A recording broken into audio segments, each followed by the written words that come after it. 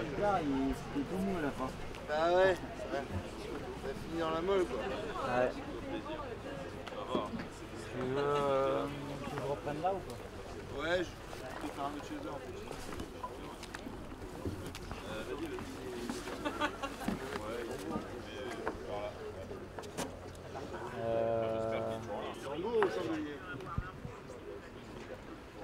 Je préfère tour autour du chandelier et padaille en tal.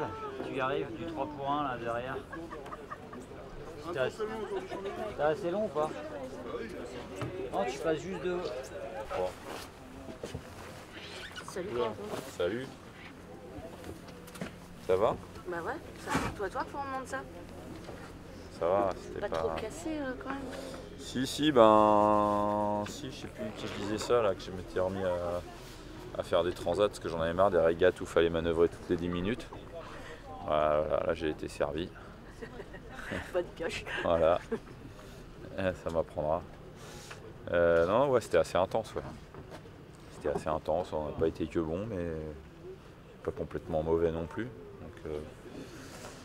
Donc voilà, bah c'est ma première transat qui finit à Lorient. Non, je m'habille toujours comme ça pour accueillir les copains pour toi.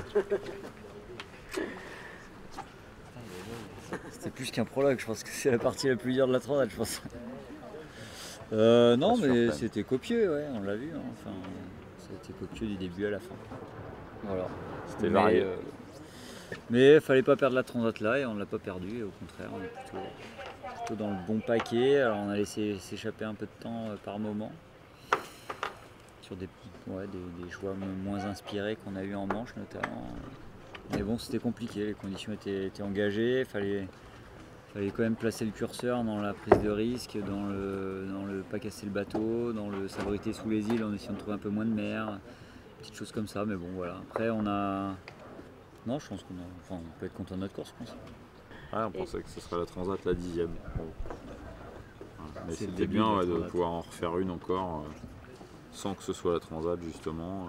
On a encore vu pas mal de petites choses dans la prépa du bateau qu'on pouvait mettre en place d'ici le redépart. Puisque là il y a quelques jours, on va essayer de mettre à profit, même s'il y aura ça va pas être idéal comme condition de travail pour l'équipe technique, mais voilà, donc pour nous c'est forcément, vu que c'était une prépa hyper courte, d'avoir un espèce de prologue comme ça, c'est plutôt bénéfique. Ouais, carrément, on est dans le bon paquet, voilà, on a fait encore un peu trop d'erreurs et on a laissé les marchands de calendrier là s'échapper bêtement, mais ça se reproduira pas. Ah ouais, je pense que vous avez dû vous régaler à la télé. C'était engagé. Hein. Pour nous, je sais pas si c'était c'était stressant, c'est un départ, c'est ce genre de choses, c'est ce genre de situation qu'a ce bateau. Quoi. Donc, d'ailleurs, je crois qu'il y a eu un peu de dégâts. Ouais, on a essayé de rester concentré sans prendre trop de risques. On n'est pas parti sur le premier rideau, mais on s'est vite bien sorti de la bouée de dégagement en ressortant 3. En revenant en tête à Barfleur, puisqu'on est à côté de Pirelli, on les passe, ils nous redoublent. Quand on repasse J1, qu'on renvoie le riz, machin, là on est un peu tous ensemble. On fait le choix de l'extérieur qui est plutôt payant, et puis non, on est dans le bon paquet après, mais ouais, départ engagé quand même, hein, bien musclé. Il y avait un choix de voile à faire entre un riz, 2 riz pour la suite. Mais bon, voilà. On n'avait pas eu le temps de faire une vraie banquinage. Ça c'est fait.